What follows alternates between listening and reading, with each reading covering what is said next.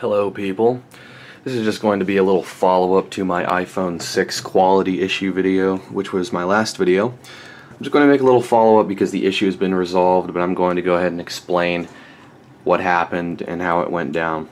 So obviously yesterday I made a video depicting some issues I was having with my iPhone 6. I told you guys the whole story about how many replacements I've been through, and it was just basically a massive clusterfuck. Basically, I don't really know what any other word to use. But so yesterday I went into the Apple store again. I went back to the Genius Bar because that's what they told me to do, like always. That's the standard procedure. And I told the Genius my whole story. And he was basically pretty astounded because he had worked there for years and never heard of such a thing. So he took a look at my phone. The issue I was having was the screen was loose right about here, like if you could push it in and out with your finger. And yeah, he verified the issue. He said, yeah, that's definitely an issue. We're going to replace your phone. So then he brings out a new replacement device. He has me double check the whole device just to be sure because he didn't want this to happen to me again. So I did double check the whole device, and that one had the same problem. And I kid you not, this continued for 5 more devices until I got this one.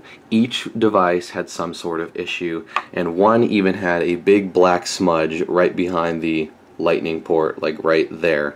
It had a big black smudge and he couldn't get it off. So yeah, that was pretty ridiculous. And I finally got this iPhone 6, and this one is pretty much perfect. The home button is aligned. The screen is kind of interesting on this one. I have noticed that if let me see if I can make it do it.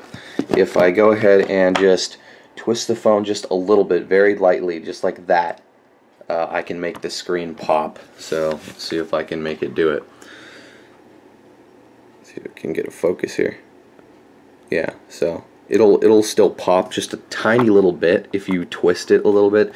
So it's not a big problem, and it's once you do that, it's completely flush and it's not pushing in and out like my last one was. So I'm totally cool with this. I mean, it does have a tiny bit of give, but it has to. I mean, come on, if you manufacture a product too good with very tight tolerances like that, it's going to be impossible to find replacement parts. But as you can see, I'm trying to focus on this thing.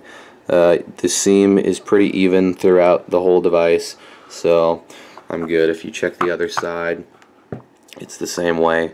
There's a tiny little seam which is completely flush and even throughout the whole device. So I am fine with this. The home button, I asked him about the home button because I was genuinely curious, and he said that the home button does have to be a little loose to function properly, and I verified this with all of those replacement devices. So yeah, I also compared this phone to my mom's gold iPhone 6, which I know has 0 issues, and funnily enough, her screen in this area moves just a little bit more than mine. It's not a big deal, but yeah, hers doesn't pop at all though. But anyway, it's not a huge deal. The phone is finally to a point that I am willing to accept that it's within design tolerances. But man, this was just a whole process of frustration and time. So yeah, but anyway, I finally got the iPhone 6 that I'm happy with here. It's finally up to my standards, let alone Apple's. I mean, also, by the way, the Genius also gave all of those defective phones to his admin, and he told them to take a look. And he also gave me his card, and he said in his 3 years of working at Apple, he had never seen anything like this. This kinds of quality control issues going on. He also gave me his card, and he said if you ever have any issues, come in and ask for him specifically. So Apple handled it really, really well, and I got what I wanted finally. So there you go.